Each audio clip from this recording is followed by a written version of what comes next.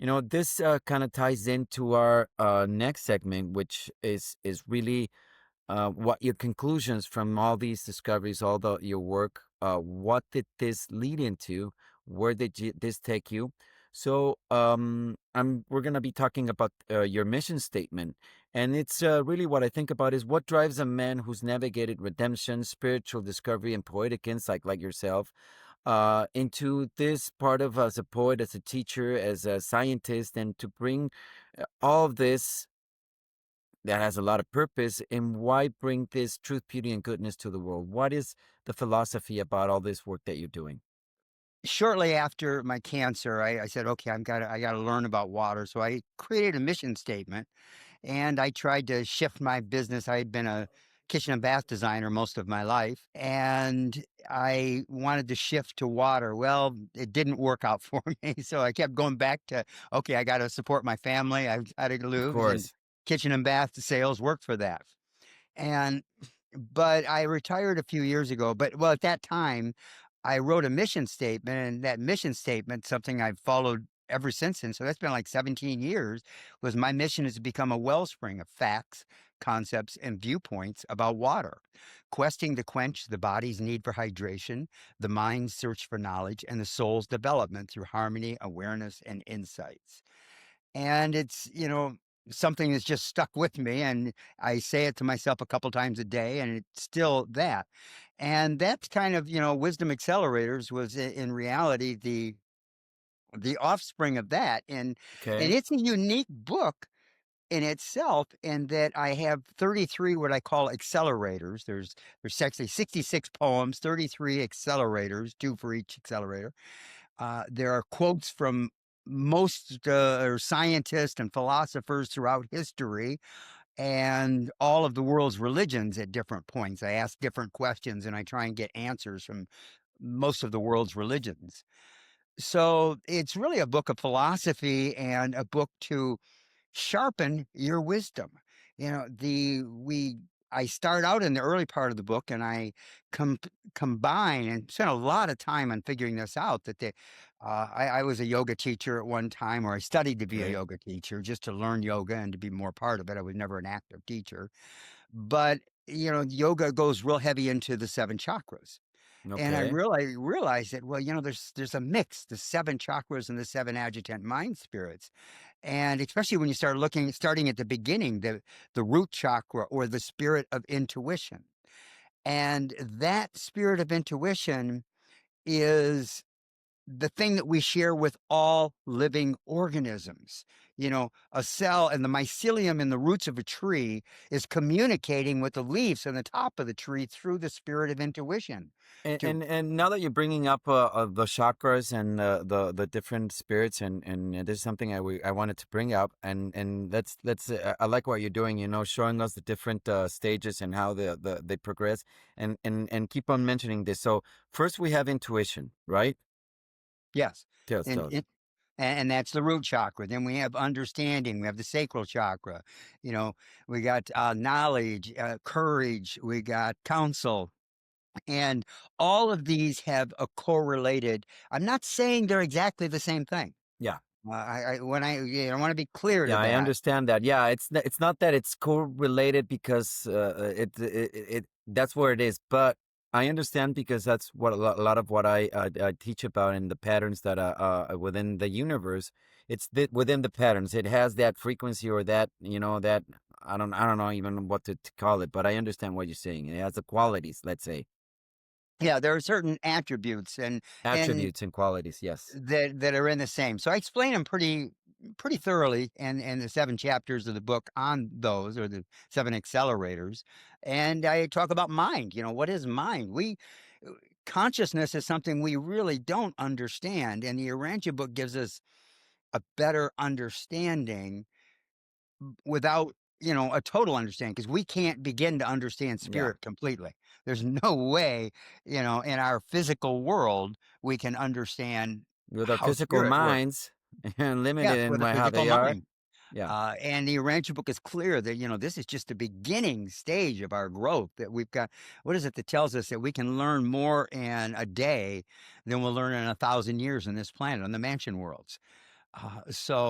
That's like mind-boggling. How can we possibly do that? And what we're learning in today, and especially with the growth of AI, with Yeah. the printing press a few years ago, uh, and those kind of brought me to my new book, which I hope to release here within the next 60 days, where I take a life carrier and I kind of invented a life carrier, if you will.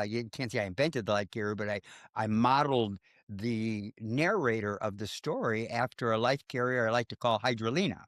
Okay. Hydro for water, and Hydroviews and all of that. And Hydrolina explains how the life carriers, they were invented or created by Michael, the mother spirit, and an ancient of days.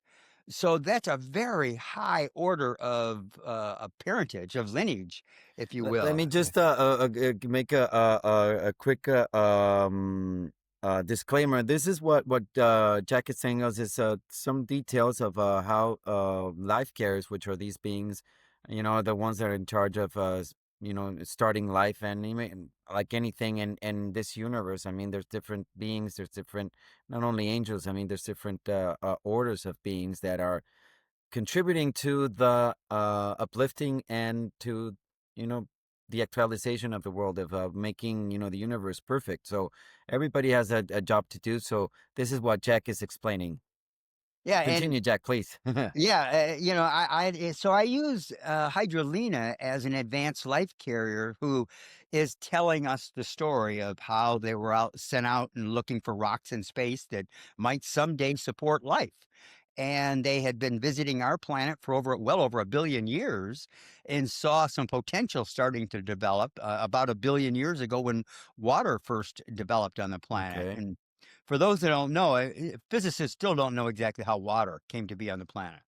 Uh, Yeah. and the Urantia book, and there are now physicists saying some of the same thing there, that the Urantia book tells us that when the planet's surface started to cool just enough that it could actually condense and create water itself, cloud forms started to go, rain started to fall, evaporate, and that whole process went over and over and over again until water became almost a mile deep, covering the whole planet.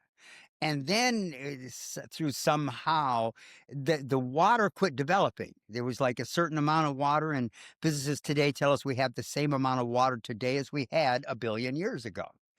Well, that process went on for about another 450 million years of just crustal shifts and changes, and finally there were land masses, but everything was rock and water. There was no Yeah. atmosphere, there was no No ozone, life. Nothing. just no life of any sort. And it tells us the life carriers brought the life plasm. Now, the life plasm didn't have any life within it. It wasn't like a seed ready to germinate, but it did require water to start going. So they planted Okay. this plasm in three carefully selected bays. They had been traveling all over the universe and learning, and ours was going to be what they call a decimal planet, a life experiment. So they got to play with us a little bit and try some stuff that had never been tried before, but within the mandates of the Ancients of Days, the Melchizedeks, and other entities, they had to get everything approved. Life carriers are very powerful entities, but they have boundaries as far as what As they're able everybody to in do, the e- universe. especially when it comes to the creation of life on a new planet. So when they planted this life plasm, they they don't tell us exactly how this happened, but the Holy Mother Spirit had to give charge to this life plasm. And that charge into the life plasm is something that continues in every living organism today. This is the The reason spark of science, life, isn't it? It's it what is is it? the spark of life. Can you say that?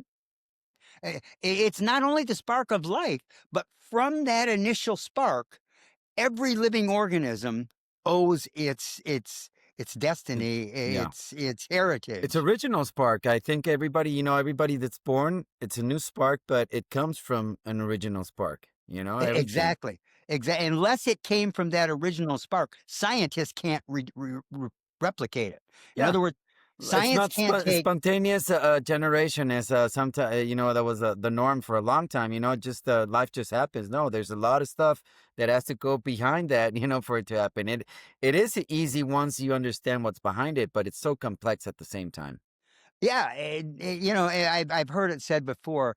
Imagining that life could just kind of invent itself is kind of like imagining a huge junkyard, and a hurricane goes through, and now comes out a new Boeing 747 airplane.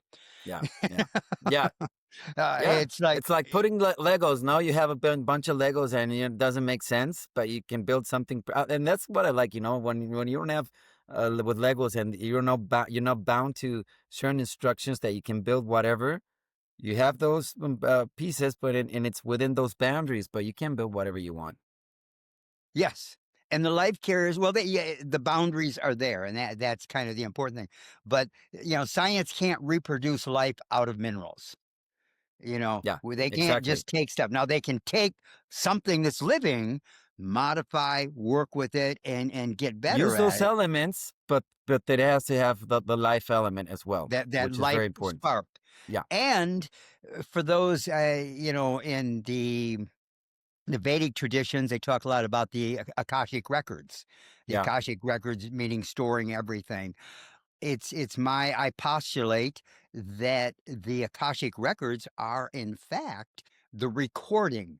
I believe that every time a cell divides, it's recorded in the book of life. And Okay. that, what made me think that is, again, that little frog. Had that frog not jumped a certain distance, they didn't know that. But then also when Jesus said, "Don't you know the very hairs in your head are numbered?" And that I like to mention this, and that gives us so much importance to every decision that we take. We can't take decisions so lightly. Just a frog jumping, the consequence of that decision. Imagine all the decisions that we have to take in our lives, not only for us but for people around us and the planet and the universe. In the end, that makes you so loved and so important, within the structure of the universe, don't you believe? Yes, yes, you're absolutely right. In fact, one of the chapters of my new book, Hydrolina Speaks, is the idea that the free will, and free will is such an important thing in the Urantia book, that God himself or herself or whatever you want to put it, God will not upset our free will. The angels can't mess with our free will. So it's that important. But free will caused the Lucifer rebellion. Yeah. Free will was in Caused essence the death of Jesus as well. the test of Jesus and Adam and Eve, the defaults Yeah, of Adam and Eve. So their free will choices way back thousands of years ago have affect us today. yeah, And yeah. the free will choices we make affect our community. They affect our city, state, all of these things come into play. Kind of the butterfly effect. If Yeah, if a exactly. butterfly flaps its wings in Australia, it affects the winds in America. And I like this that you're saying, and it makes it so, makes us each individual so unique in one sense, in one part, and important as well. It's unique and important in the evolution. So, and that's what I like. If God gave us, like you're saying, free will, and He gave us the capacity, not only of free will, of all these mind spirits that you're talking about, all these systems, that even the water that we drink has to do with all this system. How important there is to have the responsibility, first of all, with our lives, and then with those among us, to be living in these philosophies. And I like it. I like the way that you use water and make it so practical. And that's closing this segment, which is what drove your mission statement. I want to go further into what your Hydroviews is as a philosophy. On the Divine Within podcast, we'll share real conversations to help you find a personal connection with God. My goal is to support your faith, growth, and journey toward discovering the divine within yourself. Join us to deepen your faith and spiritual journey.